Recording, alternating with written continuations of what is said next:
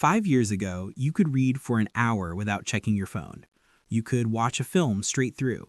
You could sit with a problem, not solve it, just hold it, and come back to it later with something new. You can't do that the same way anymore. Not really. 20 minutes in, there's a pull, a restlessness you didn't decide to feel, and your hand is already moving before you've made any choice. You've noticed this, you just haven't asked why. It's not discipline, it's not the book, it's not that you're busier than you used to be.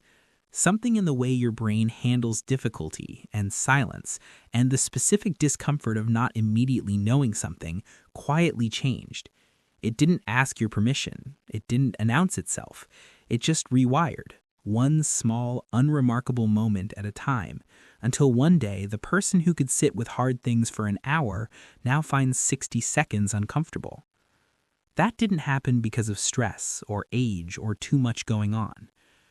Let's start with what you already know but haven't said out loud. 5 years ago, a walk was a walk. You'd leave the house with a problem on your mind and come back with something, an angle you hadn't seen, a decision that felt settled. Now the earbuds go in before the door closes, not because you planned it, because silence feels, and this is the honest word, wrong. Like something is missing, like you forgot to press play. You didn't notice a moment when this changed. That's the thing. It didn't happen as a decision. It happened the way water erodes stone. The same small behavior 10,000 times, and then one day you look at the stone and there's a hole in it. You've been living with the hole. You just haven't known what made it. Here's where it actually starts. You encounter something you don't immediately know. A word, a fact, a question someone asks you, a problem with a step you can't remember.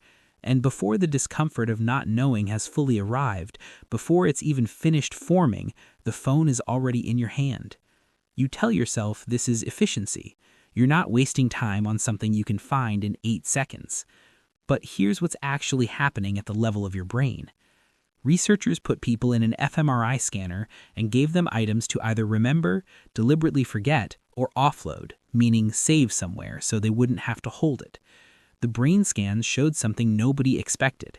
The neural signature of an offloaded memory, one the brain believed was stored somewhere external, was indistinguishable from a memory the person had been explicitly told to forget. Same pattern, same fade. The item was treated like something discarded, not preserved. The plain version, when your brain knows the answer exists outside you, it doesn't hold the space open. It closes the file. Not because you're lazy, because you trained it repeatedly, thousands of times, that thinking isn't required here, that the discomfort of not knowing is a problem to be solved, not a process to go through. You're not using Google as a tool, you're using it as anxiety relief. And the worst part is, it works. The discomfort disappears. Instantly. Every time. And your brain is paying very close attention to that pattern. Think about yesterday, the commute, podcast, the walk, music, or a show you hadn't finished, the meal you ate alone, a video, maybe this one, getting ready in the morning, something playing in the background. You call this learning.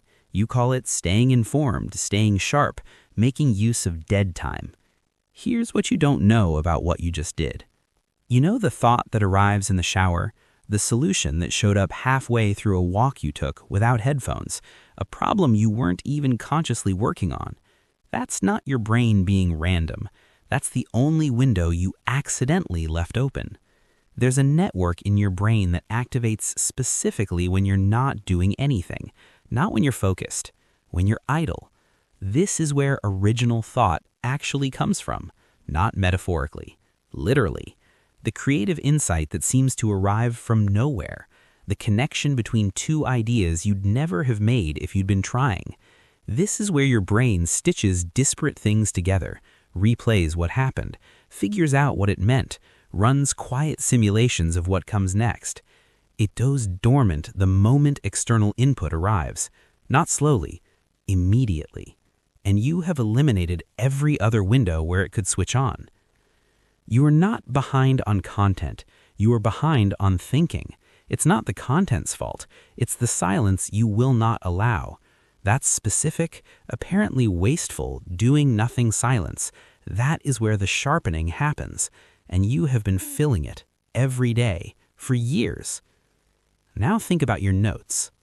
Not just notes, everything. The saved articles, the highlights, the screenshots of things you wanted to remember, the folder that is, if you're honest, a graveyard. You write things down because it feels like understanding. The act of capturing something feels like keeping it. The notebook is full, the system is in place, and somewhere in the back of your mind is the faint security of knowing it's there if I need it. But ask yourself this, the last book you took notes on, can you explain the 3 ideas that changed how you think right now without looking? The last long video you watched and found yourself highlighting, what did it actually say? The impulse to actually encode something, to make it stay, is partially switched off the moment you know it's stored somewhere external.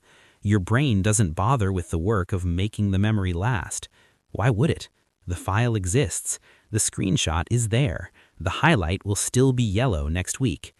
The notes aren't making you smarter. They're making you feel like you're getting smarter. Those aren't the same thing.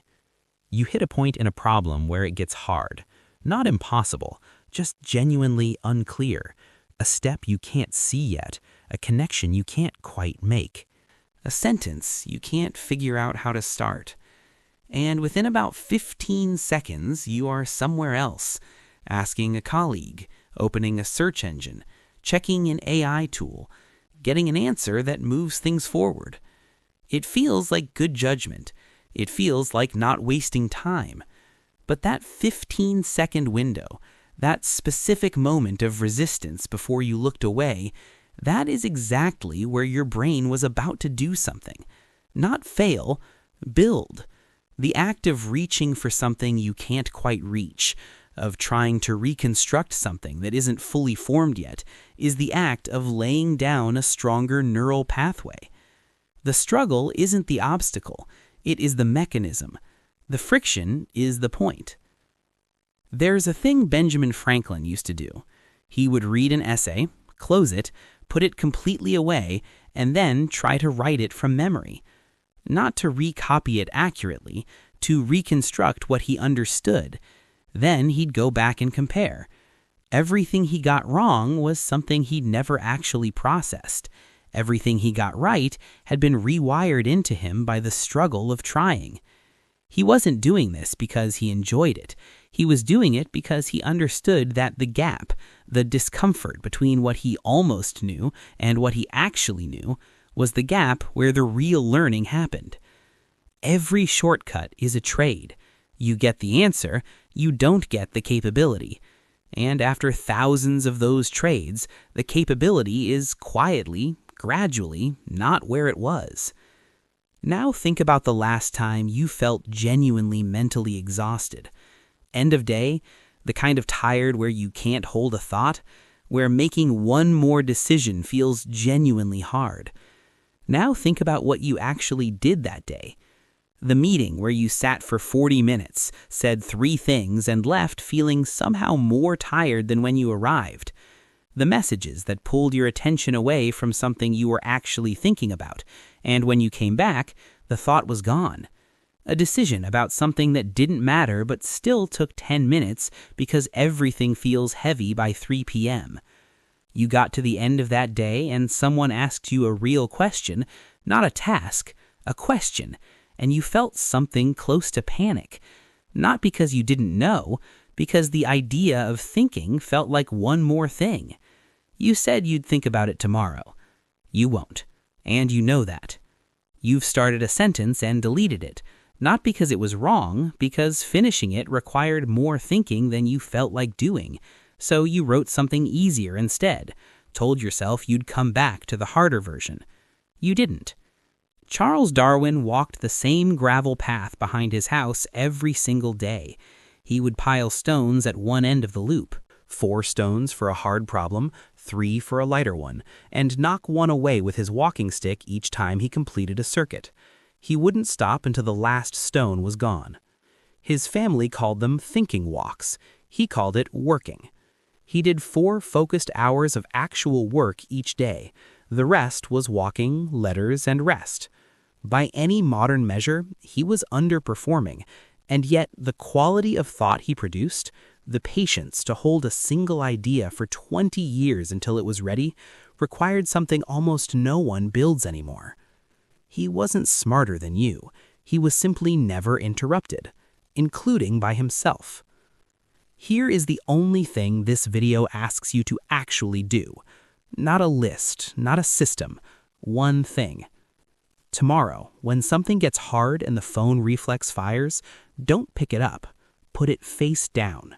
Write your best attempt at the answer, even if it's completely wrong, even if it's half a sentence that goes nowhere. Even if all you produce is a clear picture of exactly what you don't know yet, that 5-minute window, that specific, uncomfortable, apparently unproductive friction, is where your brain rebuilds what it lost. Not from inspiration, not from discipline, from repetition. The same way it learned to reach for the phone when things got hard, it can learn to sit with the hard thing long enough to get somewhere. Everything else is secondary. The note systems, the reading habits, the morning routines, all of it is secondary to this. Start here, with one problem, 5 minutes, no rescue. Put the phone face down, watch the screen go dark. Stay. The brain you have right now isn't your ceiling. It is the result of thousands of small decisions, each one completely reasonable in the moment, to rescue yourself from difficulty before the difficulty could make you stronger. You didn't get dumber. You got comfortable. And those are not the same thing. Share this with someone who's been quietly thinking the same thing and never heard it said out loud. Subscribe to the channel if you liked the video. It motivates us to make more videos like this. This is the Better Version Project. I'll see you in the next video.